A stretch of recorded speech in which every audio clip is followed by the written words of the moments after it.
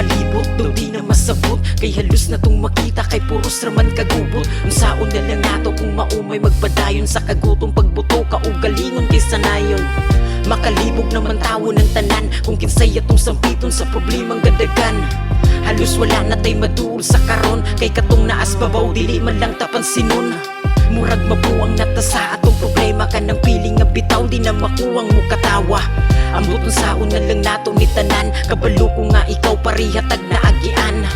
Ginuurang na sayod sa tong kinabuhi kung unsay iyang ihatag oo dili ta kadili. Apan wapod ta na sayod kung imperno man o langit, basta timan ilang gid permeng siya ray masampit. O tinuod nga lisod pero imura nang makaya, timan ingaw walay lisod ayaw kalimot ug ginhawa. Ang tanan nimong problema igura na ikatawa, basta naarate Diyos di ta angay mapalaka. O tinuod nga lisod pero imura nang makaya, timan ingaw walay lisod ayaw kalimot ug ginhawa. Ang tanan nimong problema igura na ikatawa, basta naarate Diyos di ta angay mapala. Mga patayan na tabo halos dili na maihapon, tatanan nga dautan kay maigo na sa kilat nga nung sa aning panahon man talagi na sugamak o grabe makasubo kung hisgutan realidad. Kay daghan naman gudang nagpakabuta o bungol na pay uban nga matabang pero lagi mga angol.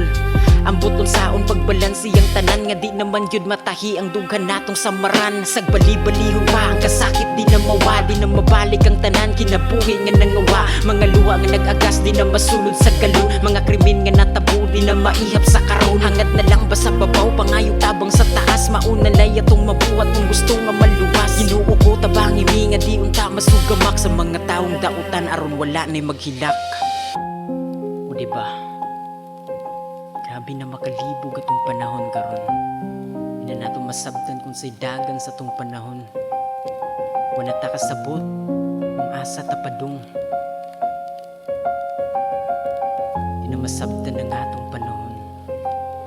Maong ang kinabuhi di sayon maong timan ilang yun nga. Dagantang nagproblema di lang kay ikaw ra usa.